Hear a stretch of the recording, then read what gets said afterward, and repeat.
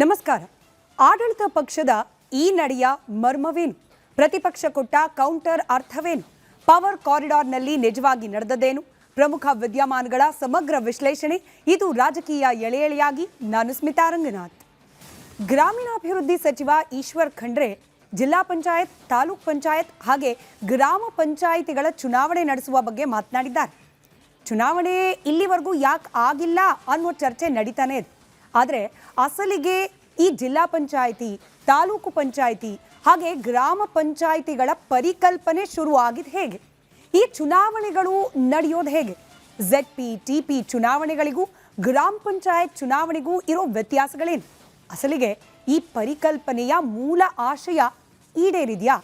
ಇಲ್ಲಿ ಕೆಲಸ ಮಾಡ್ತಿರೋ ಆ ತೆರೆಮರೆಯ ರಾಜಕೀಯ ಯಾವುದು? ನೋಡೋಣ ಎಳೆಯಾಗಿ.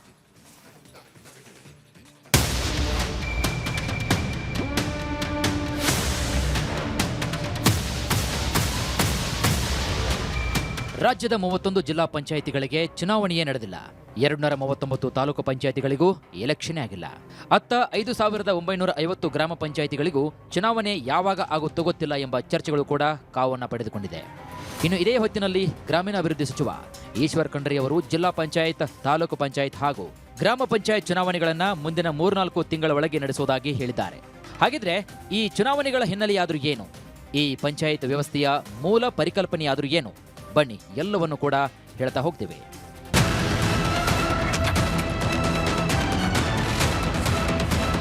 ಇಡೀ ಭಾರತದ ಆತ್ಮ ಇರುವುದು ಹಳ್ಳಿಗಳಲ್ಲಿ ಎಂದಿದ್ರು ಮಹಾತ್ಮ ಗಾಂಧೀಜಿ.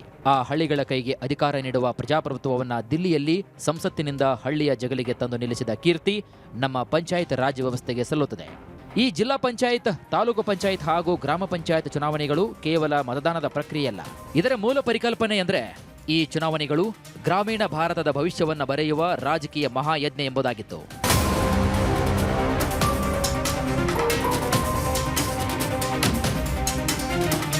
ಅಧಿಕಾರ ಎಂಬುದು ಕೇವಲ ಮೇಲಿನ ಸ್ತರದ ರಾಜಕಾರಣಿಗಳ ಸ್ವತ್ತಾಗಬಾರದು.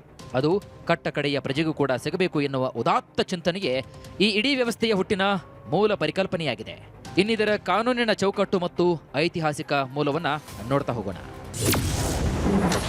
ಪಂಚಾಯತ್ ರಾಜ್ ಪರಿಕಲ್ಪನೆ. ಕರ್ನಾಟಕದಲ್ಲಿ ಇದರ ಮೂಲ ಪರಿಕಲ್ಪನೆಯು 1959ರಲ್ಲಿ ಆಗಿನ ಮೈಸೂರು ರಾಜ್ಯದಲ್ಲಿ panchayat and local board act ಅಂದ್ರೆ ಗ್ರಾಮ ಪಂಚಾಯತ್ ಮತ್ತು ಸ್ಥಳೀಯ ಸರ್ಕಾರಗಳ ಕಾಯ್ದೆ ಮೂಲಕ ಪ್ರಾರಂಭವಾಯಿತು. ಇದು ಭಾರತದಲ್ಲಿ ಪಂಚಾಯತ್ ರಾಜ್ ಪ್ರಯೋಗಗಳಲ್ಲಿ ಒಂದು ಮೊದಲ ಕ್ರಮ. ಇನ್ನು ಇದಾದ ನಂತರ ಈ ಪರಿಕಲ್ಪನೆಗೆ 1979ರಲ್ಲಿ ಆಡಳಿತಾತ್ಮಕ ಮಾದರಿ ನೀಡಿದ್ದು ಅಶೋಕ್ ಮೆಹ್ತಾ ಸಮಿತಿ. ಈ ಸಮಿತಿಯ ಶಿಫಾರಸುಗಳ ಆಧಾರದ ಮೇಲೆ 1983ರಲ್ಲಿ ಅಂದಿನ ಮುಖ್ಯಮಂತ್ರಿ ರಾಮಕೃಷ್ಣ ಹೆಗಡೆ ಅವರ ನೇತೃತ್ವದಲ್ಲಿ ಅಂದಿನ ಗ್ರಾಮೀಣ ಅಭಿವೃದ್ಧಿ ಸಚಿವ ನಜೀರ್ ಸಾಬ್ ಅವರ ಕನಸಿನಂತೆ ಪಂಚಾಯತ್ ಕಾಯ್ದೆಗೆ ಅಂಗೀಕೃತವಾಯಿತು. ನಂತರ 1985ರಲ್ಲಿ ಈ ಕಾಯ್ದೆ ಜಾರಿಗೆ ಬರುತ್ತೆ. ಪರಿಣಾಮ 1987ರಲ್ಲಿ ಜಿಲ್ಲಾ ಮತ್ತು ಮಂಡಲ್ ಪಂಚಾಯತ್ಗಳಿಗೆ ಚುನಾವಣೆಗಳು ಕೂಡ ನಡೀತವೆ. ಇನ್ನು ಇದಕ್ಕೂ ಮುಂಚೆ 1918ರಲ್ಲಿ ಮೈಸೂರು ಸರ್ಕಾರವು ಸ್ಥಳೀಯ ಬೋರ್ಡ್ಗಳ ಕಾಯ್ದೆಯನ್ನ ಜಾರಿಗೊಳಿಸಿದ್ರು. ಆಧುನಿಕ ಪಂಚಾಯತ್ ರಾಜ್ಯ ಪರಿಕಲ್ಪನೆ 1959ರಿಂದಲೇ ಬೆಳೆಯಿತು ನೋಡಿ. ಭಾರತಕ್ಕೆ ಪಂಚಾಯತ್ ರಾಜ್ ಸ್ಥಳೀಯ ಸಂಸ್ಥೆಗಳ ಒಂದು ದೊಡ್ಡ ಕೊಡುಗೆಯನ್ನು ಕೊಟ್ಟ ಕೀರ್ತಿ ಕರ್ನಾಟಕದ್ದು. ಇಲ್ಲಿ ಅಡ್ಮಿನಿಸ್ಟ್ರೇಟಿವ್ ರಿಫಾರ್ಮ್, ಆಡಳಿತಾತ್ಮಕ ಸುಧಾರಣೆಗಳಲ್ಲಿ, ಅಧಿಕಾರ ವಿಕೇಂದ್ರೀಕರಣದಲ್ಲಿ ಪಂಚಾಯತ್ ರಾಜ್ ವ್ಯವಸ್ಥೆ ಒಂದು ದೊಡ್ಡ ಪ್ರಯೋಗ, ಒಂದು ದೊಡ್ಡ ಯಶಸ್ಸು. ಅದನ್ನು ನಜೀರ್ ಸಾಬ್ ಅವರು ಅಧಿಕಾರದಲ್ಲಿ ಇದ್ದಾಗ ಕರ್ನಾಟಕದಲ್ಲಿ ತಂದು ರಾಜೀವ್ ಗಾಂಧಿಯವರು ಅದರ ಬಗ್ಗೆ ಮೆಚ್ಚುಗೆಯನ್ನು ವ್ಯಕ್ತಪಡಿಸಿ ಅವರು ಅಧಿಕಾರಕ್ಕೆ ಅದನ್ನು ರಾಷ್ಟ್ರ ಮಟ್ಟದಲ್ಲಿ ಬರಲಿ ಅಂತ ಅಡಾಪ್ಟ್ ಮಾಡಿಕೊಂಡ್ರು.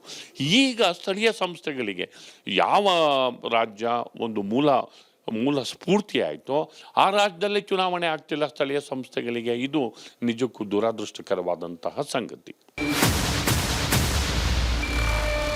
ಇನ್ನು ಈ ಪಂಚಾಯತ್ ರಾಜ್ ಕಾಯ್ದೆಗೆ ಸಾಂವಿಧಾನಿಕ ಚೌಕಟ್ಟು ಸಿಕ್ಕಿದ್ದು ಯಾವಾಗ, ಹೇಗೆ, ಇದು ಕರ್ನಾಟಕದಲ್ಲಿ ಯಾವಾಗ ಜಾರಿಗೆ ಬಂತು?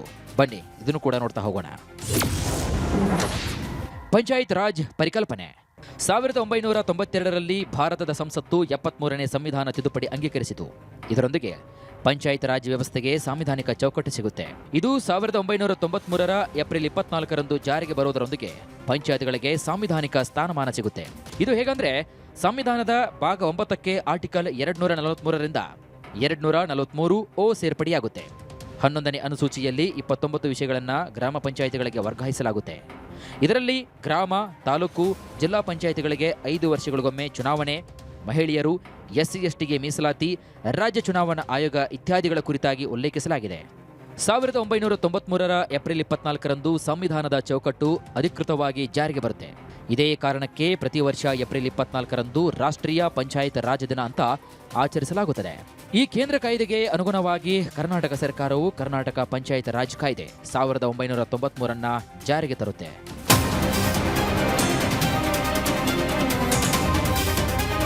ಗ್ರಾಮ ಸ್ವರಾಜ್ಯದ ಕನಸನ್ನ ಗಾಂಧೀಜಿಯವರು ಕಂಡರು. ಅದಕ್ಕೆ ಆಡಳಿತಾತ್ಮಕ ರೂಪವನ್ನ ಅಶೋಕ್ ಮೆಹ್ತಾ ಸಮಿತಿ ಸೂಚಿಸಿತು. ಕರ್ನಾಟಕದ ರಾಮಕೃಷ್ಣ ಹೆಗಡೆ ಸರ್ಕಾರ ಅದನ್ನ ಯಶಸ್ವಿಯಾಗಿ ಮಾದರಿಯನ್ನಾಗಿ ರೂಪಿಸಿತು.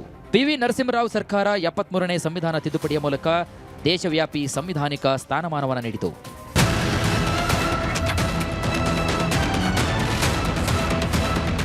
ಇನ್ನು ಈ 3 ಹಂತದ ವ್ಯವಸ್ಥೆಯ ಆಡಳಿತ ಹಾಗೂ ಚುನಾವಣಾ ವಿಧಿವಿಧಾನಗಳು ರಾಷ್ಟ್ರೀಯ ಪಕ್ಷಗಳು ಹಾಗೂ ಪ್ರಾದೇಶಿಕ ಪಕ್ಷಗಳ ಚಿಹ್ನೆಗಳೊಂದಿಗೆ ನಡೆಯುವ, ಈ ಪಕ್ಷಗಳ ಚಿಹ್ನೆ ಬಳಸದೆ ನಡೆಸುವಂತಹ ಚುನಾವಣೆ, ಚಿಹ್ನೆಗಳಿಲ್ಲದಿದ್ದರೂ ಪಕ್ಷಗಳ ಪ್ರಭಾವ ಹೇಗಿರುತ್ತೆ? ಈ ಎಲ್ಲ ಪ್ರಶ್ನೆಗಳಿಗೆ ಉತ್ತರಗಳನ್ನು ನೋಡೋಣ ಇಂದಿನ ಎಳೆ ಎಳೆ ರಾಜಕೀಯದ ಮುಂದಿನ ಎಳೆಯಲ್ಲಿ.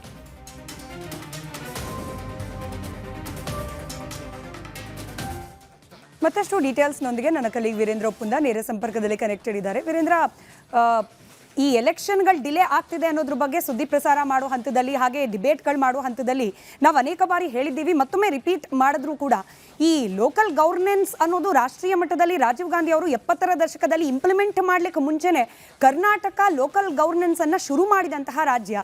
ಈ ತಳಮಟ್ಟದ ರಾಜಕೀಯ ವ್ಯವಸ್ಥೆ ಅನ್ನೋದು ಅಷ್ಟು ಹಾಸು ಹೋಗ್ತಿದೆ ಕರ್ನಾಟಕ ರಾಜ್ಯದಲ್ಲಿ. ಪಂಚಾಯತ್ ಎಲೆಕ್ಷನ್ಗಳು, ಅದರಲ್ಲೂ ಈ ಗ್ರಾಮ ಪಂಚಾಯಿತಿ, ಜಿಲ್ಲಾ ಪಂಚಾಯಿತಿ, ತಾಲೂಕ್ ಪಂಚಾಯಿತಿ, ಈ ರೀತಿಯ ವ್ಯವಸ್ಥೆಗಳು ಕರ್ನಾಟಕದಲ್ಲಿ ಎಷ್ಟು ಮುಖ್ಯ, ಹಾಗೆ ಕಾಲಾಂತರದಲ್ಲಿ ಯಾವ ರೀತಿಯಾದ ಪಾತ್ರವನ್ನು ನಿಭಾಯಿಸ್ತಾ ಬಂದಿವೆ ಅಂತ?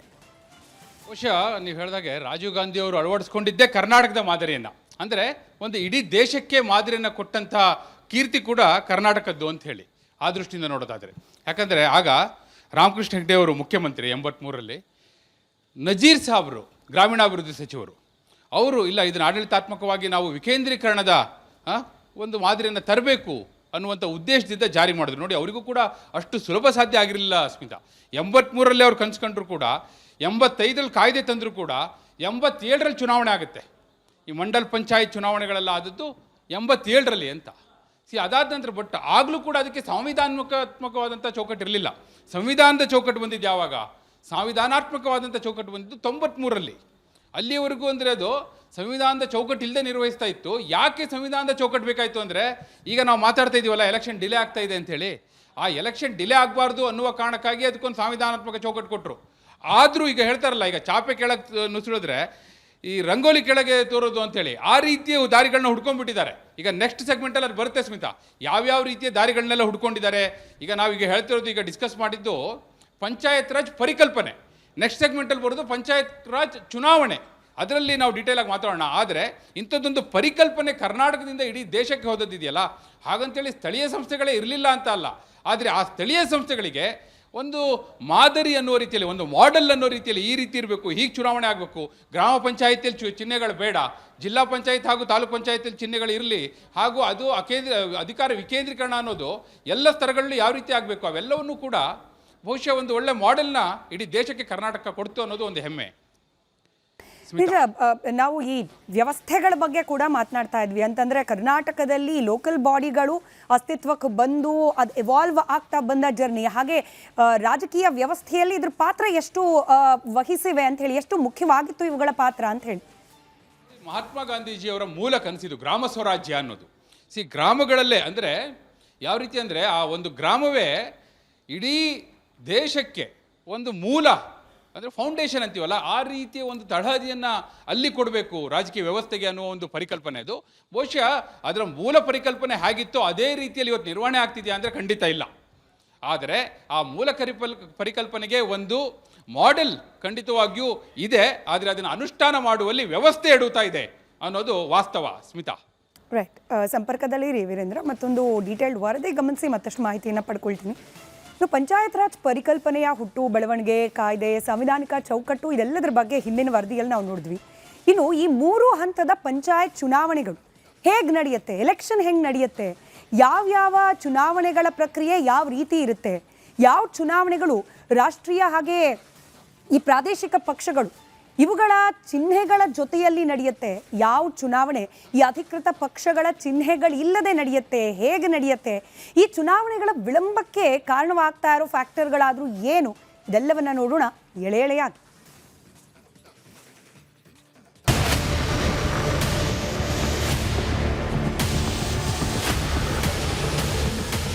ಪಂಚಾಯತ್ ರಾಜ್ನ 3 ಹಂತದ ವ್ಯವಸ್ಥೆಗಳಿಗೆ ಪ್ರತ್ಯೇಕ ಚುನಾವಣಾ ವ್ಯವಸ್ಥೆ ಇದೆ. ಈ ಪೈಕಿ ಜಿಲ್ಲಾ ಪಂಚಾಯತ್ ಹಾಗೂ ತಾಲೂಕು ಪಂಚಾಯತ್ ಚುನಾವಣೆಗಳ ಪ್ರಕ್ರಿಯೆಯಲ್ಲಿ ಬಹುತೇಕ ಸಾಮ್ಯತೆಗಳಿವೆ. ಆದರೆ ಗ್ರಾಮ ಪಂಚಾಯತ್ ಚುನಾವಣಾ ಪ್ರಕ್ರಿಯೆ ಸಂಪೂರ್ಣ ವಿಭಿನ್ನ. ಆ ವಿವರ ಈಗ ನೋಡೋಣ. ಪಂಚಾಯತ್ ಚುನಾವಣೆ. ಜಿಲ್ಲಾ ಪಂಚಾಯತ್ ರಾಜ್ನ 3 ಹಂತದ ಚುನಾವಣೆಗಳ ಪೈಕಿ ಮೇಲಿನ ಹಂತ ಜಿಲ್ಲಾ ಪಂಚಾಯತ್. ಇಡೀ ಜಿಲ್ಲೆಯ ಗ್ರಾಮೀಣಾಭಿವೃದ್ಧಿಯ ಮಹಾನಿರ್ದೇಶಕ ಸಂಸ್ಥೆಯಂತೆ ಕಾರ್ಯನಿರ್ವಹಿಸುವ ವ್ಯವಸ್ಥೆ ಇದು. ದೊಡ್ಡ ಪ್ರಾದೇಶಿಕ ಕ್ಷೇತ್ರಗಳನ್ನು ವಿಂಗಡಿಸಿ ಇಲ್ಲೂ ಕೂಡ ಜನರೇ ನೇರವಾಗಿ ಜಿಲ್ಲಾ ಪಂಚಾಯತ್ ಸದಸ್ಯರನ್ನ ಆಯ್ಕೆ ಮಾಡ್ತಾರೆ. ತಾಲೂಕು ಪಂಚಾಯತ್. ಈ ಪಂಚಾಯತ್ ರಾಜ್ ವ್ಯವಸ್ಥೆಯಲ್ಲಿ ಮಧ್ಯಂತರ ಹಂತ ಅಂತಂದ್ರೆ ಅದು ತಾಲೂಕು ಪಂಚಾಯತ್. ತಾಲೂಕು ಮಟ್ಟದ ಅಭಿವೃದ್ಧಿ ಯೋಜನೆಗಳ ಉಸ್ತುವಾರಿ ನೋಡಿಕೊಳ್ಳುವ ಈ ಹಂತಕ್ಕೆ ಪ್ರಾದೇಶಿಕ ಕ್ಷೇತ್ರಗಳ ಆಧಾರದ ಮೇಲೆ ನೇರ ಚುನಾವಣೆ ನಡೆಯುತ್ತೆ. ಗ್ರಾಮ ಪಂಚಾಯತ್ ಇದು ಪ್ರಜಾಪ್ರಭುತ್ವದ ಪ್ರಥಮ ಪಾಠಶಾಲೆ. ಸಾಮಾನ್ಯವಾಗಿ ಪ್ರತಿ 400 ಜನಸಂಖ್ಯೆಗೆ ಒಬ್ಬ ಸದಸ್ಯರಂತೆ ವಾರ್ಡ್ಗಳ ಆಧಾರದ ಮೇಲೆ ಜನರೇ ನೇರವಾಗಿ ಸದಸ್ಯರನ್ನ ಆರಿಸುತ್ತಾರೆ. ಮಲೆನಾಡು ಮತ್ತು ಪಶ್ಚಿಮ ಘಟ್ಟ ಪ್ರದೇಶದಂತಹ ಗುಡ್ಡಗಾಡು ಪ್ರದೇಶಗಳಲ್ಲಿ ಈ ಪ್ರಮಾಣದಲ್ಲಿ ವ್ಯತ್ಯಾಸ ಇರುತ್ತೆ. ಜಿಲ್ಲೆ ತಾಲೂಕು ಚುನಾವಣೆಯಲ್ಲಿ ಪಕ್ಷಗಳ ಬಣ್ಣಲೇಪನ. ಗ್ರಾಮದಲ್ಲಿ ಚಿಹ್ನೆ ಇಲ್ಲದೆ ಸೌಹಾರ್ದತೆಯ ಸ್ಪಂದನ. ಈಗ ಈ ಪಂಚಾಯತ್ ಚುನಾವಣೆಗಳ ಅತ್ಯಂತ ಸ್ವಾರಸ್ಯಕರ ಮತ್ತು ವಿಶ್ಲೇಷಣಾತ್ಮಕ ರಾಜಕೀಯ ಎಳೆಯನ್ನ ಬಿಡಿಸಿ ನೋಡೋಣ. ನೀವು ಗಮನಿಸಿರಬಹುದು, ಜಿಲ್ಲಾ ಪಂಚಾಯತ್ ಮತ್ತು ತಾಲೂಕು ಪಂಚಾಯತ್ ಚುನಾವಣೆಗಳು ರಾಷ್ಟ್ರೀಯ ಮತ್ತು ಪ್ರಾದೇಶಿಕ ಪಕ್ಷಗಳ ಕಾಂಗ್ರೆಸ್, ಬಿಜೆಪಿ, ಜೆಡಿಎಸ್ ಮುಂತಾದ ಅಧಿಕೃತ ಚಿಹ್ನೆಗಳ ಮೇಲೆ ನಡೆಯುತ್ತೆ. ಈ ಎರಡೂ ಮಾದರಿಯ ಚುನಾವಣೆಗಳಲ್ಲಿ ರಾಷ್ಟ್ರೀಯ ಹಾಗೂ ಪ್ರಾದೇಶಿಕ ಪಕ್ಷಗಳ ಅಧಿಕೃತ ಅಭ್ಯರ್ಥಿಗಳೇ ಕಣದಲ್ಲಿರ್ತಾರೆ. ಜಿಲ್ಲಾ ಹಾಗೂ ತಾಲೂಕು ಪಂಚಾಯತ್ ಚುನಾವಣೆಗಳಲ್ಲಿ ಪಕ್ಷದ ಚಿಹ್ನೆಯೊಂದಿಗೆ ಪಕ್ಷದ ಹೆಸರಿನಲ್ಲೇ ಅಭ್ಯರ್ಥಿಗಳು ಕಣಕ್ಕಿಳಿದ್ರೆ, ಇತ್ತ ಗ್ರಾಮ ಪಂಚಾಯತ್ ಚುನಾವಣೆಗಳಲ್ಲಿ ಯಾವುದೇ ಪಕ್ಷದ ಚಿಹ್ನೆ ಇಲ್ಲದೆ ರಾಷ್ಟ್ರೀಯ ಅಥವಾ ಪ್ರಾದೇಶಿಕ ಪಕ್ಷಗಳ ಚೌಕಟ್ಟಿಲ್ಲದೆ ಪಕ್ಷಾತೀತವಾಗಿ ನಡೆಯುತ್ತೆ. ಗ್ರಾಮ ಪಂಚಾಯತ್ ಚುನಾವಣೆಗಳಲ್ಲಿ ಅಭ್ಯರ್ಥಿಗಳ ಚಿಹ್ನೆಗಳು ಸಾಮಾನ್ಯವಾಗಿ ಯಾವುದಿರುತ್ತೆ ಅಂತಂದ್ರೆ ಸ್ಕೂಟರ್, ಬ್ಯಾಟ್, ಫುಟ್ಬಾಲ್, ಮರಗಳು, ಕಪ್ ಆ್ಯಂಡ್ ಸಾಸರ್, ಬ್ಯಾಟ್ರಿ, ಕಬೋರ್ಡ್ನಂತಹ ಸ್ವತಂತ್ರ ಚಿಹ್ನೆಗಳನ್ನು ನೀಡಲಾಗುತ್ತೆ.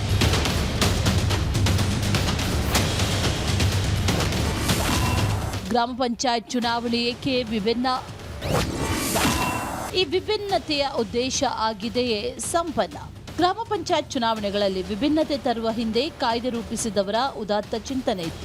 ಅದೇನಂದ್ರೆ, ಹಳ್ಳಿಗಳಂದ್ರೆ ಸಣ್ಣ ಸಮುದಾಯಗಳು. ಅಲ್ಲಿ ಬಹುತೇಕರು ಸಂಬಂಧಿಕರು, ಇನ್ನು ಪ್ರತಿಯೊಬ್ಬರು ಪರಸ್ಪರ ಪರಿಚಿತರು. ಗ್ರಾಮ ಪಂಚಾಯತ್ ಮಟ್ಟದಲ್ಲೂ ರಾಜಕೀಯ ಪಕ್ಷಗಳ ಅಧಿಕೃತ ಚಿಹ್ನೆಗಳನ್ನ ತಂದ್ರೆ ಪಕ್ಷ ರಾಜಕಾರಣದಿಂದ ಕಡು ವೈರತ್ವ ಹಳ್ಳಿಯ ಮನೆಗಳಲ್ಲಿ ಒಡಕು ಮೂಡಿಸುವಂತ ಸಾಧ್ಯತೆ ಇರುತ್ತೆ. ಪಕ್ಷದ ಬಣ್ಣದ ಆಧಾರದ ಮೇಲೆ ದ್ವೇಷ ರಾಜಕಾರಣ ಶುರುವಾಗಿ ಹಳ್ಳಿಯ ಸೌಹಾರ್ದತೆ, ಹಬ್ಬ ಹರಿದಿನಗಳ ಒಗ್ಗಟ್ಟು ಎಲ್ಲವೂ ಕೂಡ ನಾಶವಾಗಬಹುದು ಅಂತ ದೂರದೃಷ್ಟಿ ಇದರ ಹಿಂದೆ ಇತ್ತು.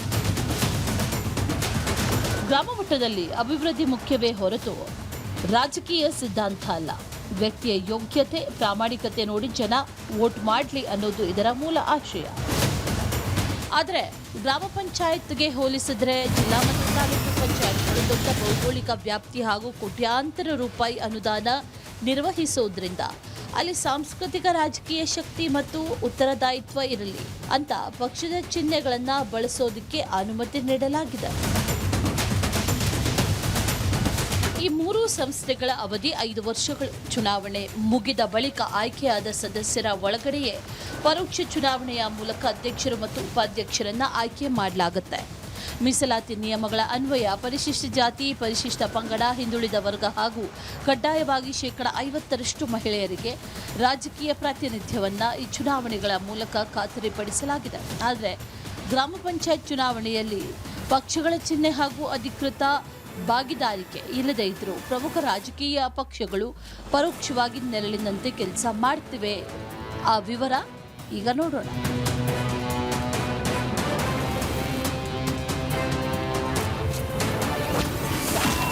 ಗ್ರಾಮ ಪಂಚಾಯತ್ ಚುನಾವಣೆ ಪಕ್ಷಾತೀತ ಅನ್ನೋದು ನಿಯಮ. ಹಳ್ಳಿ ರಾಜಕೀಯದಲ್ಲಿದೆ ರಾಜಕೀಯ ಪಕ್ಷಗಳ ಪ್ರಭಾವ ಪರಿಣಾಮ. ಗ್ರಾಮ ಪಂಚಾಯತ್ ಚುನಾವಣೆಯಲ್ಲಿ ವಿಭಿನ್ನತೆ ತಂದಿರುವ ಉದ್ದೇಶ ಹಾಗೂ ಕಾಯ್ದೆಯ ಆಶಯವೇನೋ ಉದಾತ್ತವಾಗಿದೆ. ಆದರೆ ಇಂದಿನ ಕಟು ವಾಸ್ತವವೇ ಬೇರೆ. ಗ್ರಾಮ ಪಂಚಾಯತ್ ಚುನಾವಣೆಗಳಲ್ಲಿ ಅಧಿಕೃತವಾಗಿ ಪಕ್ಷದ ಚಿಹ್ನೆ ಇಲ್ಲದೆ ಇರಬಹುದು. ಆದರೆ ಪ್ರತಿ ಅಭ್ಯರ್ಥಿಯ ಬೆನ್ನ ಹಿಂದೆ ರಾಜಕೀಯ ಪಕ್ಷಗಳ ನೆರಳು ಎದ್ದು ಕಾಣುತ್ತೆ.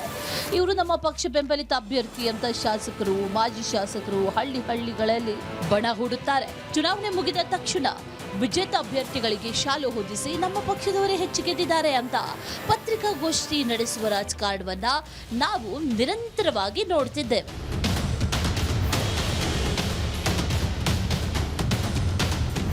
ಇದು ಒಂದು ರೀತಿಯಲ್ಲಿ ಕಣ್ಣೊರೆಸುವ ತಂತ್ರ. ಪಕ್ಷಾತೀತ ವ್ಯವಸ್ಥೆಯ ಮೂಲ ಉದ್ದೇಶ ಇಂದಿನ ಹಣಬಲ ಮತ್ತು ತೋಳ್ಬಲದ ರಾಜಕಾರಣದ ಮುಂದೆ ಮಂಕಾಗ್ತಾ ಇರೋದು ಪ್ರಜಾಪ್ರಭುತ್ವದ ದುರಂತವೇ ಸರಿ. ಅಧಿಕಾರ ವಿಕೇಂದ್ರೀಕರಣಕ್ಕೆ ಕೃತಕ ವಿಘ್ನ. ಕಾಯ್ದೆಯ ಮೂಲ ಉದ್ದೇಶ ಆಶಯ ಭಗ್ನ. ಸಂವಿಧಾನದ ಪ್ರಕಾರ ಪ್ರತಿ 5 ವರ್ಷಕ್ಕೊಮ್ಮೆ ಸರಿಯಾದ ಸಮಯಕ್ಕೆ ಚುನಾವಣೆ ನಡೆಯಲೇಬೇಕು. ಆದರೆ ಕರ್ನಾಟಕದಲ್ಲಿ ಹಲವು ಬಾರಿ ಜಿಲ್ಲಾ, ತಾಲೂಕು ಅಥವಾ ಗ್ರಾಮ ಪಂಚಾಯತ್ ಚುನಾವಣೆಗಳು ತಿಂಗಳುಗಟ್ಟಲೆ, ವರ್ಷಗಟ್ಟಲೆ ಮುಂದೂಡಲ್ಪಡುತ್ತೆ. ಯಾಕೆ? ಇದರ ಹಿಂದೆ ಇರುವ ರಾಜಕೀಯ ಚಿತಾವಣೆಗಳೇನು? ಮುಖ್ಯವಾಗಿ ಸ್ಥಳೀಯ ಸಂಸ್ಥೆಗಳ ಚುನಾವಣೆ ನಡೆಸುವುದು ರಾಜ್ಯ ಚುನಾವಣಾ ಆಯೋಗ. ಹಾಗೆ ನೋಡಿದ್ರೆ ಈ ರಾಜ್ಯ ಚುನಾವಣಾ ಆಯೋಗ ಸ್ವಾಯತ್ತ ಸಂಸ್ಥೆಯೇ ಹೌದು. ಆದರೂ ಚುನಾವಣೆ ನಡೆಸೋ ವಿಚಾರಕ್ಕೆ ಬಂದರೆ ಕೆಲ ಹಿಡಿತಗಳು ರಾಜ್ಯ ಸರ್ಕಾರದ ಕೈಯಲ್ಲಿವೆ. ಇದೇ ಕಾರಣಕ್ಕೆ ಹಳ್ಳಿಯ ಸಂಸ್ಥೆಗಳ ಚುನಾವಣೆಗಳು ಪದೇ ಪದೇ ಮುಂದೂಡಿಕೆ ಆಗ್ತಾನೆ ಇರುತ್ತೆ. ಹಾಗಾದ್ರೆ ಚುನಾವಣೆ ಮುಂದೂಡಲು ರಾಜ್ಯ ಸರ್ಕಾರ ಪದೇ ಪದೇ ಬಳಸುವ ಆ ಹಿಡಿತ ಯಾವುದು ಅಂದರೆ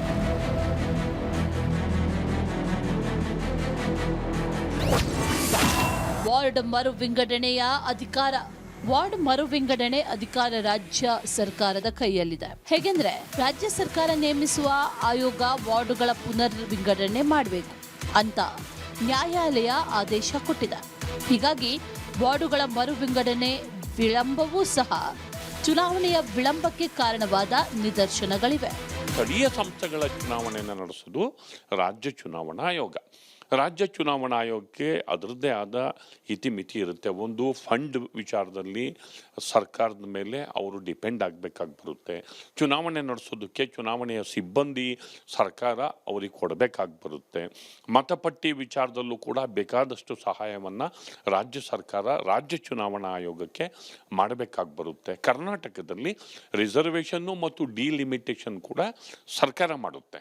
ಮೊದಲು ಈ ಪವರು ಡಿಲಿಮಿಟೇಷನ್ನು ಮತ್ತು ರಿಸರ್ವೇಷನ್ ಮೀಸಲಾತಿಯ ಪವರು ರಾಜ್ಯ ಚುನಾವಣಾ ಆಯೋಗದ ಕೈಯಲ್ಲಿತ್ತು. ಅದಾದ ನಂತರ ಭಾರತೀಯ ಜನತಾ ಪಕ್ಷ ಅಧಿಕಾರದಲ್ಲಿದ್ದಾಗ ಅದು ರೊಟೇಷನ್ನು ಮತ್ತಿತರ ಏನೋ ಸ್ವಲ್ಪ ಸಮಸ್ಯೆ ಆಗಿ ಅವರು ಅದನ್ನು ತಗೊಂಡ್ರು. ಹೀಗಾಗಿ ಡಿಲಿಮಿಟೇಷನ್ನು ಮತ್ತು ರಿಸರ್ವೇಷನ್ನು ಅದನ್ನು ಕೂಡ ಸರ್ಕಾರ ಮಾಡಿ ಚುನಾವಣಾ ಆಯೋಗಕ್ಕೆ ಕೊಡಬೇಕಾಗಿ ಬರುತ್ತೆ. ಆದ್ದರಿಂದ ಈ ಡಿಪೆಂಡೆನ್ಸಿ ಇರೋದ್ರಿಂದ ಟೈಮಿಗೆ ಆಮೇಲೆ ಸ್ಥಳೀಯ ಸಂಸ್ಥೆಗಳು ತಾನೇ ಇನ್ನೊಂದು ಸ್ಥಳೀಯ ಸಂಸ್ಥೆಗಳ ಬಗ್ಗೆ ನಮ್ಮ MLAಗಳಿಗೆ ತಾತ್ಸಾರ.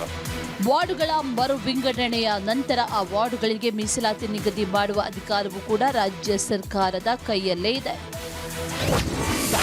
ಮೀಸಲಾತಿ ನಿಗದಿ ಅಧಿಕಾರ ರಾಜ್ಯ ಸರ್ಕಾರದ ಕೈಯಲ್ಲಿ. ಸ್ಥಳೀಯ ಸಂಸ್ಥೆಗಳ ವಾರ್ಡ್ ಪಂಚಾಯಿತಿಗಳ ಮೀಸಲಾತಿಯನ್ನು ನಿಗದಿ ಮಾಡಿ ಅಂತಿಮಗೊಳಿಸುವ ಅಧಿಕಾರ ರಾಜ್ಯ ಸರ್ಕಾರದ ಕೈಯಲ್ಲಿದೆ. ರಾಜ್ಯ ಚುನಾವಣಾ ಆಯೋಗ ಸ್ವಾಯತ್ತವಾಗಿದ್ರೂ ಸಹ ರಾಜ್ಯ ಸರ್ಕಾರ ಮೀಸಲಾತಿ ನೀಡದೇ ಇದ್ದರೆ ಚುನಾವಣೆ ನಡೆಸೋದಕ್ಕೆ ಸಾಧ್ಯ ಇಲ್ಲ. ಹೀಗೆ ರಾಜ್ಯ ಸರ್ಕಾರ ವಾರ್ಡುಗಳ ಮರು ವಿಂಗಡಣೆ ಹಾಗೂ ಮೀಸಲಾತಿ ಪಟ್ಟಿ ಅಂತಿಮಗೊಳಿಸಿ ಕೊಟ್ಟ ನಂತರ ರಾಜ್ಯ ಚುನಾವಣಾ ಆಯೋಗ ಮತದಾರರ ಪಟ್ಟಿ ಸಿದ್ಧಪಡಿಸುತ್ತೆ. ಇದೆಲ್ಲ ಅಂತಿಮಗೊಂಡ ನಂತರವೇ ಚುನಾವಣಾ ದಿನಾಂಕ ಘೋಷಣೆ ಆಗುವುದು. ಆ ನಂತರದಲ್ಲಿ ಮುಖ್ಯವಾಗಿ ರಾಜ್ಯ ಚುನಾವಣಾ ಆಯೋಗವು ಚುನಾವಣೆ ನಡೆಸಬೇಕಿದ್ರೆ ರಾಜ್ಯ ಸರ್ಕಾರದ ಆಡಳಿತ ಯಂತ್ರದ ಸಹಕಾರ ಪಡೆಯಲೇಬೇಕು. ಈಗ SIR ನೆಪ ಒಡ್ಡಿರುವ ರಾಜ್ಯ ಸರ್ಕಾರ ಅದೇ ಆಡಳಿತ ಯಂತ್ರ ರಕ್ತದೊತ್ತಡದಲ್ಲಿದೆ ಅನ್ನುವಂಥ ನೆಪ ಹೇಳ್ತಿದೆ. ಇಷ್ಟೇ ಅಲ್ಲ, ಶಾಸಕರಿಗೂ ಈ ಬಾರಿ ಸ್ಥಳೀಯ ಸಂಸ್ಥೆಗಳ ಚುನಾವಣೆ ಬೇಕಾಗಿಲ್ಲ. ಯಾಕಂದ್ರೆ ತಮ್ಮ ಕೈಯಲ್ಲಿರುವ ಅಧಿಕಾರ ಹರಿದು ಹಂಚಿ ಹೋಗುತ್ತೆ ಅನ್ನೋ ಕಾರಣಕ್ಕೆ. ಗ್ರಾಮ ಪಂಚಾಯತಿ ಇತ್ತು ಅಂದರೆ ಫಲಾನುಭವಿಗಳನ್ನ ಗ್ರಾಮ ಪಂಚಾಯತಿ ಮಾಡುತ್ತೆ. ತಾಲೂಕ್ ಪಂಚಾಯತಿ ಮೆಂಬರು, ತಾಲೂಕು ಪಂಚಾಯತಿ ಅಧ್ಯಕ್ಷರು, ಜಿಲ್ಲಾ ಪಂಚಾಯತಿ ಮೆಂಬರು, ಜಿಲ್ಲಾ ಪಂಚಾಯತಿ ಅಧ್ಯಕ್ಷರಿತ್ತು ಅಂತಂದರೆ ಗ್ರಾಮೀಣಾಭಿವೃದ್ಧಿ ಬೇರೆ ಬೇರೆ ಡಿಪಾರ್ಟ್ಮೆಂಟ್ಸಿಂದ ಫಂಡು ಜಿಲ್ಲಾ ಪಂಚಾಯತಿಗಳಿಗೆ ಡಿಸ್ಟ್ರಿಬ್ಯೂಟ್ ಆಗಬೇಕಾಗಿ ಬರುತ್ತೆ. ಹೀಗಾಗಿ MLAಗಳು ಅಥವಾ MP ಗಳ ಅಧಿಕಾರ ಮೊಟಕಾಗುತ್ತೆ. ಫಂಡಿಂಗ್ ವಿಚಾರ ಇರ್ಬೋದು, ಮತ್ತೊಂದು ವಿಚಾರ ಇರ್ಬೋದು. ಆದರೆ ಈ ಸಂಸ್ಥೆಗಳೇ ಇಲ್ಲದೆ ಹೋದರೆ ಅಥವಾ ಸಂಸ್ಥೆಗಳಲ್ಲಿ ಜನಪ್ರತಿನಿಧಿಗಳು ಇಲ್ಲದೆ ಹೋದರೆ ಎಲ್ಲ ಅಧಿಕಾರ MLAಗಳಿದೆ, ಎಲ್ಲ ಅಧಿಕಾರ MP ಗಳಿದೆ. ಹೀಗಾಗಿ ಚುನಾವಣೆ ಯಾವಾಗಲಾದರೂ ನಡೆಯಲಿ ಬಿಡಿ ಎನ್ನುವಂತಹ ತಾತ್ಸಾರ ಎದ್ದು ಕಾಣುತ್ತೆ. ಸಾಮಾನ್ಯವಾಗಿ ಅಧಿಕಾರದಲ್ಲಿರುವ ರಾಜಕೀಯ ಪಕ್ಷಗಳು ಕ್ಷೇತ್ರಗಳ ಗಡಿ ಬದಲಾವಣೆ ಅಥವಾ ಮೀಸಲಾತಿ ನಿಗದಿಪಡಿಸುವಲ್ಲಿ ತಾಂತ್ರಿಕ ದೋಷಗಳನ್ನು ಮುಂದಿಟ್ಟುಕೊಂಡು ಕೋರ್ಟ್ ಮೆಟ್ಟಿಲೇರುವಂತೆ ಮಾಡುತ್ತೆ. ಕಾನೂನಿನ ಕದ ತಟ್ಟುವ ಮೂಲಕ ಚುನಾವಣೆಯನ್ನ ಮುಂದೂಡುವುದು ರಾಜಕೀಯ ಪಕ್ಷಗಳಿಗೆ ಒಂದು ಅಸ್ತ್ರವಾಗಿದೆ. ಸ್ಥಳೀಯ ಸಂಸ್ಥೆಗಳ ಚುನಾವಣೆಗಳನ್ನು ಮುಂದೂಡೋದು ಅಂದರೆ ಅದು ಸಂವಿಧಾನಕ್ಕೆ ಮಾಡೋ ದ್ರೋಹ. ಸುಪ್ರೀಂ ಕೋರ್ಟ್ ಕೂಡ ಹಲವು ಬಾರಿ ಯಾವುದೇ ನೆಪ ಒಡ್ಡಿ ಸ್ಥಳೀಯ ಸಂಸ್ಥೆಗಳ ಚುನಾವಣೆಯನ್ನ ನಿಗದಿ ಸಮಯಕ್ಕೆ ಮೀರಿ ನಡೆಸುವಂತಿಲ್ಲ, ಮುಂದೂಡುವಂತಿಲ್ಲ ಅಂತ ಕಟ್ಟುವಾದ ಎಚ್ಚರಿಕೆಯನ್ನು ನೀಡಿದೆ. ಈ ಬಾರಿ ಆದರೂ ಚುನಾವಣೆ ನಡೆಯುತ್ತಾ ಅನ್ನೋ ಪ್ರಶ್ನೆಗೆ ಕಾಲವೇ ಉತ್ತರ ನೀಡಬೇಕಿದೆ. ಮತ್ತಷ್ಟು ಡೀಟೇಲ್ಸ್ನೊಂದಿಗೆ ನನ್ನ ಕಲೀಗ್ ವೀರೇಂದ್ರ ಒಪ್ಪುಂದ ನೇರ ಸಂಪರ್ಕದಲ್ಲಿದ್ದಾರೆ. ವೀರೇಂದ್ರ, ವಿಳಂಬ ಆಗ್ತಿರೋದು, ಸಚಿವರು ಎಲೆಕ್ಷನ್ ಮಾಡ್ತೀವಿ ಅಂತ ಹೇಳಿರೋದು, ಇದ್ರ ಬಗ್ಗೆನೂ ಮಾತನಾಡೋಣ. ಆದರೆ ಮೂಲಭೂತವಾಗಿ ಕೆಲ ಲೋಕಲ್ ಬಾಡಿ ಎಲೆಕ್ಷನ್ಗಳಲ್ಲಿ ಈ ರಾಷ್ಟ್ರೀಯ ಪಕ್ಷಗಳು ಅಥವಾ ದೊಡ್ಡ ದೊಡ್ಡ ಪಕ್ಷಗಳ ಚಿಹ್ನೆ ಅಥವಾ ಅದರ ಪ್ರಭಾವಗಳು ಇರಬಾರ್ದು, ಲೋಕಲ್ ರೆಪ್ರೆಸೆಂಟೇಷನ್ನೇ ಇರಬೇಕು ಅನ್ನೋ ರೀತಿಯಲ್ಲಿ ಇದ್ರೂ ನಿಯಮಗಳು ಬಹುತೇಕ ಬಾರಿ ದೊಡ್ಡ ದೊಡ್ಡ ಪಕ್ಷಗಳೇ ಓವರ್ಟೇಕ್ ಮಾಡಿಬಿಡುತ್ತೆ ಅನ್ನೋದನ್ನು ನಾವು ಗಮನಿಸಿದ್ದೀವಿ. That's the reality. ಯಾಕಂದರೆ ನೋಡಿ, ಯಾವ ಗ್ರಾಮ ಪಂಚಾಯತ್ ಚುನಾವಣೆ ಆದ ಸಂದರ್ಭದಲ್ಲೂ ಕೂಡ ನೀವು ಅಬ್ಸರ್ವ್ ಮಾಡಿರ್ತೀರಿ, ಚುನಾವಣೆ ಮುಗಿದ ಕೂಡಲೇ ಸ್ವತಃ ಮುಖ್ಯಮಂತ್ರಿಗಳು ಸುದ್ದಿಗೋಷ್ಠಿ ಮಾಡಿಬಿಟ್ಟು ಹೇಳ್ತಾರೆ. ಅಂದರೆ ಅರೌಂಡ್ 6000 ಗ್ರಾಮ ಪಂಚಾಯಿತಿಗಳಿದೆ, ಅಂದರೆ 6000ದಷ್ಟಿದೆ, 5950 ಎಕ್ಸಾಕ್ಟ್ ನಂಬರ್ ಹೇಳ್ಬೇಕಂದ್ರೆ. ಆ ಪೈಕಿ ನಾವು 2500 ಗ್ರಾಮ ಪಂಚಾಯತ್ ಗೆದ್ದಿದ್ದೀವಿ ನಾವು ಅಂತ ಹೇಳ್ತಾರೆ. ಇವರ ಪಕ್ಷದಿಂದ ಅಭ್ಯರ್ಥಿನ ಕಣಕ್ಕಿಳಿಸಿರೋದಿಲ್ಲ, ಇವರ ಚಿಹ್ನೆ ಅಡಿಯಲ್ಲಿ ಅಭ್ಯರ್ಥಿ ಸ್ಪರ್ಧೆ ಮಾಡಿರೋದಿಲ್ಲ. ಅದು ಹ್ಯಾಕ್ ಕ್ಲೈಮ್ ಮಾಡ್ತಾರೆ ಅಂದರೆ ಅದರ ನೆರಳಿದೆ ಅಂತ. ರಾಜಕೀಯ ಪಕ್ಷಗಳ ನೆರಳು ಇದ್ದೇ ಇದೆ ಅಲ್ಲಿ. ಚಿಹ್ನೆ ಇರೋದಿಲ್ಲ, ರಾಜಕೀಯ ಪಕ್ಷಗಳಿಂದ ಅಧಿಕೃತವಾಗಿ ಒಂದು ರಾಷ್ಟ್ರೀಯ ಪಕ್ಷದಿಂದಲೋ ಪ್ರಾದೇಶಿಕ ಪಕ್ಷದಿಂದಲೋ ಕಣಕ್ಕೆ ಇಳಿಯೋದಿಲ್ಲ ಅನ್ನೋದು ಬಿಟ್ಟರೆ ಸ್ಮಿತಾ, ಅಲ್ಲಿ ಕ್ಯಾಂಡಿಡೇಟ್ನ ಫೈನಲ್ ಮಾಡೋದು ಅಲ್ಲಿ ಲೋಕಲ್ MLAನೇ ಫೈನಲ್ ಮಾಡೋದು. ಆಮೇಲೆ ಫಂಡ್ ಮಾಡೋದು ಕೂಡ ಅದೇ ಲೋಕಲ್ MLA. ಕೊನೆಗೆ ಗೆದ್ದ ಮೇಲೆ ಗೆದ್ದಿರೋದು ನಾವು ಅಂತ ಕ್ಲೈಮ್ ಮಾಡ್ಕೊಳ್ಳೋದು ಅವರೇ. ಬಟ್ ಹೆಸರಿಗೆ ಮಾತ್ರ ಚಿಹ್ನೆ ಇಲ್ಲ, ಪಕ್ಷ ಇಲ್ಲ ಅಂಥೇಳಿ. ಅಂದರೆ ಮೂಲ ಆಶಯ ಏನಿದೆ ಆ ಪ್ರಕಾರ ನಡೀತಿಲ್ಲ ಅನ್ನೋದು ವಾಸ್ತವ. ನೀವು ನೋಡಿ, ಈಗ ಹೇಳಿದ್ದಾರೆ, ಈಶ್ವರ್ ಖಂಡ್ರೆ ಅವರು ಹೇಳಿದ್ದಾರೆ, ಇನ್ನೊಂದು 3 ತಿಂಗಳೊಳಗೆ ನಾವು ಗ್ರಾಮ ಪಂಚಾಯತ್, ಜಿಲ್ಲಾ ಪಂಚಾಯತ್, ತಾಲೂಕು ಪಂಚಾಯತ್ ಎಲ್ಲ ಎಲೆಕ್ಷನ್ ಮಾಡ್ತೀವಿ ಅಂತ ಹೇಳಿದ್ದಾರೆ. ಆ ಎಲೆಕ್ಷನ್ ಮುಗಿದ ನಂತರ ನೀವು ನೋಡಿ, ಅದರಲ್ಲೂ ಗ್ರಾಮ ಪಂಚಾಯತ್ ಚುನಾವಣೆಯ ಫಲಿತಾಂಶವನ್ನು ಯಾವ ರೀತಿ ಕ್ಲೈಮ್ ಮಾಡ್ತಾರೆ ಅಂತ ನೋಡಿ. ನಾವೇ ಗೆದ್ದಿದ್ದೀವಿ ಅಂತ ಸಿದ್ದರಾಮಯ್ಯನವರು ನೋಡಿ, ಕಳೆದ ಲಾಸ್ಟ್ ಎಲೆಕ್ಷನ್ ಆಗಿದ್ದು 2015ರಲ್ಲಿ ಸಿದ್ದರಾಮಯ್ಯನವರು ಮುಖ್ಯಮಂತ್ರಿ ಆದಾಗ ಅವರು ಸುದ್ದಿಗೋಷ್ಠಿ ಆದ ಮರುದಿನ ವಿಧಾನಸೌಧ ಸಮ್ಮೇಳನ ಸಭಾಂಗಣದಲ್ಲಿ ಸುದ್ದಿಗೋಷ್ಠಿ ಮಾಡಿ ಕ್ಲೈಮ್ ಮಾಡಿದರು, ನಮ್ಮ ಸರ್ಕಾರಕ್ಕೆ ಜನಾದೇಶ ಸಿಕ್ಕಿದೆ, ಮತ್ತೆ ಜನ ಮತ ಕೊಟ್ಟಿದ್ದಾರೆ, ಗ್ರಾಮ ಪಂಚಾಯಿತಿಯಲ್ಲಿ ಅತಿ ಹೆಚ್ಚು ಗ್ರಾಮ ಪಂಚಾಯತ್ ನಾವು ಗೆದ್ದಿದ್ದೀವಿ ಅಂತೇಳಿ. ಅಂದರೆ ಪರೋಕ್ಷವಾಗಿ ಅವರ ಪ್ರಭಾವ ಎಷ್ಟರ ಮಟ್ಟಿಗೆ ಇರುತ್ತೆ ಅನ್ನೋದಕ್ಕೆ ಇದಕ್ಕಿಂತ ಬೇರೆ ಎಕ್ಸಾಂಪಲ್ ಬೇಡ ಸ್ಮಿತಾ. ನಿಜ, ಈಗ ಚುನಾವಣೆ ನಡೆಸ್ತೀವಿ ಅಂತ ಹೇಳಿ ಏನೋ ಸಚಿವರು ಹೇಳ್ತಿದ್ದಾರೆ. ಇಷ್ಟು ದಿನ ಆದ ವಿಳಂಬ ಕಾರಣಗಳೇನು ನಾವು ಹಿಂದೆನೂ ಹೇಳಿದ್ವಿ, ಇವತ್ತು ಕೂಡ ಒಂದಷ್ಟು ಡೀಟೇಲ್ಸ್ ಕೊಟ್ಟಿದ್ದೀವಿ. ತಕ್ಷಣಕ್ಕೆ ಏನು ಅಂತ ಹೇಳಿ, ಅಂದರೆ ಇನ್ನು 3 ತಿಂಗಳಲ್ಲಿ ಮಾಡ್ಲಿಕ್ಕೆ ಪಾಸಿಬಿಲಿಟೀಸ್ ಇದೆಯಾ, ಇಲ್ಲ ಅನ್ನೋದಾದರೆ ಯಾವ ಕಾರಣಕ್ಕೆ ಮುಂದೂಡೋ ಸಾಧ್ಯತೆಗಳಿದೆ ಅಂತ? ವಿಷಯ ಬಹಳ ಸರಳ ಇದೆ. ಮಾಡಬೇಕು ಅನ್ನೋದೇ ಆದರೆ, ಒಂದು ಸರ್ಕಾರ ಇಚ್ಛಾಶಕ್ತಿಯನ್ನು ತೋರಿಸಿದ್ದೇ ಆದರೆ ಮಾಡೋದು ದೊಡ್ಡ ವಿಷಯ ಅಲ್ಲ. 3 ತಿಂಗಳು ಭಾಳಷ್ಟು ಆಗುತ್ತೆ. ಆದರೆ ಮಾಡಬಾರ್ದು ಅನ್ನೋ ತೀರ್ಮಾನ ಇದ್ದರೆ 30 ವರ್ಷ ಬೇಕಾದರೂ ಹೇಳ್ಬೋದು, ಅಷ್ಟರ ಮಟ್ಟಿಗೆ ಹಿಡಿತ ಇವ್ರ ಕೈಯಲ್ಲಿ ಇಟ್ಕೊಂಡಿದ್ದಾರೆ ಅಂತ ಹೇಳ್ಬೋದು. ಯಾಕಂದರೆ ನೋಡಿ, ಒಂದು ವಾರ್ಡ್ಗಳ ಮರು ವಿಂಗಡಣೆ ಅದು ರಾಜ್ಯ ಸರ್ಕಾರದ ಕೈಯಲ್ಲೇ ಇಟ್ಕೊಂಡಿದ್ದಾರೆ. ಮತ್ತೊಂದು ಮೀಸಲಾತಿ ನಿಗದಿ, ಅದು ಕೂಡ ರಾಜ್ಯ ಸರ್ಕಾರವೇ ಮಾಡುವಂಥದ್ದು. ಸೊ ಅದೆರಡು ಕೊಟ್ಟ ನಂತರ ಅಷ್ಟೇ ರಾಜ್ಯ ಚುನಾವಣಾ ಆಯೋಗ ಮತದಾರರ ಪಟ್ಟಿಯನ್ನು ಸಿದ್ಧಪಡಿಸುತ್ತೆ. ಆ ಮತದಾರರ ಪಟ್ಟಿಯನ್ನು ಸಿದ್ಧಪಡಿಸಿದ ನಂತರ ಅವರು ಕ್ಯಾಲೆಂಡರ್ ಆಫ್ ಇವೆಂಟ್ನ ಡಿಕ್ಲೇರ್ ಮಾಡೋದು. ಅದಾದ ನಂತರ ಚುನಾವಣೆ 45 ದಿನಕ್ಕೆ. ಹೀಗಿರುವಾಗ ಇವರು ವಾರ್ಡ್ಗಳ ಮರು ವಿಂಗಡಣೆ ಮಾಡಿ ಅದ್ರ ಜೊತೆಗೆ ಮೀಸಲಾತಿಯನ್ನು ಕೊಟ್ಟ ನಂತರವೂ ಎಷ್ಟೋ ಬಾರಿ ಆಗಿದೆ ಸ್ಮಿತಾ. ನಿಮ್ಗೆ ಹೇಳ್ತೀನಿ, ಮೀಸಲಾತಿಯಲ್ಲಿ ಲೋಪ ಇಟ್ಟಿರ್ತಾರೆ, ಆ ಲೋಪ ಇದೆಯಲ್ಲ ಅದನ್ನು ಕ್ವಶನ್ ಮಾಡ್ತಾರೆ ಹೋಗಿ ಕೋರ್ಟಲ್ಲಿ. ಆ ಕೋರ್ಟಲ್ಲಿ ಸ್ಟೇ ಸಿಗುತ್ತೆ. ಇವೆಲ್ಲ ಆಗಿರೋದು. ಅಂದರೆ ನಾನು ಹೇಳ್ತಿರೋದು ಯಾವುದು ಕೂಡ ಹಿಂಗಾಗುತ್ತೆ ಅಲ್ಲ, ಆಗಿರೋದಿದು. ಈ ಹಿಂದೆ ಇತಿಹಾಸದಲ್ಲಿ ನಡೆದಿರುವಂಥ ಘಟನೆಗಳು ಹೀಗೆಲ್ಲ ಆಗಿದೆ ಅಂತೇಳಿ. ಅಂದರೆ ಚುನಾವಣೆಯನ್ನು ಮುಂದೂಡಬೇಕು, ಈಗ ಎಲೆಕ್ಷನ್ ನಡೆಸಬಾರ್ದು ಅನ್ನೋದಿದ್ರೆ ಖಂಡಿತವಾಗಿಯೂ ಮುಂದೂಡಲಿಕ್ಕೂ ಅವರ ಕೈಯಲ್ಲಿ ಎಲ್ಲ ಅಸ್ತ್ರಗಳು ಇದೆ. ನಡೆಸಬೇಕು ಅನ್ನುವಂಥ ಇಚ್ಛಾಶಕ್ತಿ ಇದ್ದರೆ 3 ತಿಂಗಳು ಬೇಕಾದಷ್ಟಾಯಿತು. ಸ್ಮಿತಾ, ಇನ್ನು ಈ 2028ರ ಚುನಾವಣೆಯನ್ನು ನಾವು ದೃಷ್ಟಿಯಲ್ಲಿ ಇಟ್ಕೊಂಡು ನೋಡೋದಾದ್ರೆ ಆಡಳಿತಾರೂಢ ಕಾಂಗ್ರೆಸ್ ಪಕ್ಷಕ್ಕೆ ಚುನಾವಣೆ ನಡೆಸೋದ್ರಿಂದ ಏನು ಲಾಭ ನಷ್ಟ ಅಂತ ಅವ್ರು ನೋಡ್ತಾ ಇರೋದೇನು ಗೊತ್ತಾ, ಈಗಿರುವಂಥ ಸರ್ಕಾರವೇ ಏನು ಯೋಚನೆ ಮಾಡ್ತಾ ಇದೆ ಅಂತ ನೋಡೋದಾದ್ರೆ, ಚುನಾವಣೆ ಗೆಲ್ಲೋದಾದರೆ ಬೇಕು ಅವರಿಗೆ. ಯಾಕಂದರೆ ಈ ಚುನಾವಣೆಗಳ ಫಲಿತಾಂಶಗಳು, ಅದು ಜಿಲ್ಲಾ ಪಂಚಾಯತ್ ಇರಲಿ, ತಾಲೂಕ್ ಪಂಚಾಯತ್ ಇರಲಿ, ಗ್ರಾಮ ಪಂಚಾಯತ್ ಇರಲಿ, ಅಥವಾ GBA ಬೇಕಾದರೂ ತಗೊಳ್ಳಿ ನೀವು, ಆ ಫಲಿತಾಂಶ ಪೂರಕವಾಗಿ ಸಕಾರಾತ್ಮಕವಾಗಿ ಅಂದರೆ ಗೆಲುವು ಸಿಕ್ಕರೆ 28ಕ್ಕೆ ನಮಗೆ ಪಾಸಿಟಿವ್ ರಿಸಲ್ಟ್. ಇಲ್ಲ ಸೋತು ಬಿಟ್ಟರೆ ಆ ಎಲೆಕ್ಷನ್ ಮೇಲೆ ಇದರ ಕರಿನೆರಳು ಬೀಳುತ್ತೆ, ಕರಿಚಾಯ ಬೀಳುತ್ತೆ, ಒಂದು ಬ್ಯಾಡ್ ಇಂಪ್ರೆಷನ್ ಕ್ರಿಯೇಟ್ ಆಗುತ್ತೆ ಅನ್ನುವ ಕಾರಣಕ್ಕಾಗಿ ಅವರು ಚುನಾವಣೆ ಮಾಡಲಿಕ್ಕೆ ಮುಂದಾಗ್ತಾ ಇಲ್ಲ ಅನ್ನೋದು. ಇದನ್ನು ವಿರೋಧ ಪಕ್ಷಗಳು ನಿರಂತರವಾಗಿ ವಾಗ್ದಾಳಿ ಮಾಡ್ತಾ ಬರ್ತಾ ಇದ್ದಾರೆ. ಪ್ರಿಯಾಂಕ್ ಖರ್ಗೆ ಅವರೇ ಗ್ರಾಮೀಣಾಭಿವೃದ್ಧಿ ಸಚಿವರಿದ್ದರು. ಅವರು ಎಷ್ಟು ಬಾರಿ ಹೇಳಿದ್ದಾರೆ, ಇಲ್ಲ ಚುನಾವಣೆ ಮಾಡೇ ಮಾಡ್ತೀವಿ. ಈವನ್ ಕ್ಯಾಬಿನೆಟಲ್ಲೂ ಡಿಸಿಷನ್ ತೊಗೊಂಡ್ರು. ಸ್ಮಿತಾ, ಕ್ಯಾಬಿನೆಟಲ್ಲಿ ಡಿಸಿಷನ್ ತೆಗೆದುಕೊಂಡ ನಂತರವೂ ಕೂಡ ಡಿಲೇ ಆಯಿತು. ಅಂದರೆ ಯಾವ ಕಾರಣಕ್ಕಾಗಿ ನೀವು ಕೇಳಿದ್ರಲ್ಲ, ಆ ಚುನಾವಣೆಯ ಗೆಲ್ತೀವಿ ಅನ್ನೋದು ಕಾನ್ಫಿಡೆನ್ಸ್ ಇದ್ದರೆ ಮಾಡಿಬಿಡ್ತಾರೆ ಸಹಜವಾಗಿ. ಆದರೆ ಆ ಅನುಮಾನಗಳಿದ್ದಾಗ ಈಗ ಒಂದು ಸಮೀಕ್ಷೆ ಮಾಡ್ತಾ ಇದ್ದಾರೆ ಅನ್ನೋ ರಿಪೋರ್ಟ್ ಕೂಡ ಇದೆ. ಒಂದು ಸಮೀಕ್ಷೆಯನ್ನು ಮಾಡಿಸಿ ಅದರ ರಿಪೋರ್ಟ್ ತೊಗೊಂಡು ಇಲ್ಲ ನಾವು ಗೆಲ್ತೀವಿ ಅನ್ನೋಂಥ ಕಾನ್ಫಿಡೆನ್ಸ್ ಬಂದರೆ ಎಲೆಕ್ಷನಿಗೆ ಬಹಳ ಬೇಗ ಹೋಗ್ತಾರೆ. ಇದಂದರೆ ಜನರಲಿ ಆ ಪಕ್ಷ ಈ ಪಕ್ಷ ಅಂತ ಅಲ್ಲ, ಎಲ್ಲ ಪಕ್ಷಗಳು ಇದನ್ನು ಮಾಡ್ತಾ ಬಂದಿದೆ. ಈಗ ಈ ಹಿಂದೆ BJP ಸರ್ಕಾರ ಇತ್ತು, ಅವರು ಕೂಡ ಚುನಾವಣೆ ಮಾಡಿರಲಿಲ್ಲ. ಯಾವ ಕಾರಣಕ್ಕಾಗಿ ಪ್ರಶ್ನೆ ಬರುತ್ತಲ್ವಾ. ಆ ದೃಷ್ಟಿಯಿಂದ ನೋಡೋದಾದರೆ ಎಸ್, ಅವರಿಗೆ ಗೆಲುವು ಅನ್ನೋದೇ ಮಾನದಂಡ. ಆ ಗೆಲುವಿನ ಮಾನದಂಡವನ್ನು ಆಧರಿಸಿ ಚುನಾವಣೆ ಆಗಬೇಕೋ ಬೇಡವೋ ಡಿಸೈಡ್ ಮಾಡ್ತಾರೆ. ಸ್ಮಿತಾ, ರೈಟ್, ಧನ್ಯವಾದ ವೀರೇಂದ್ರ ಮಾಹಿತಿಗಾಗಿ.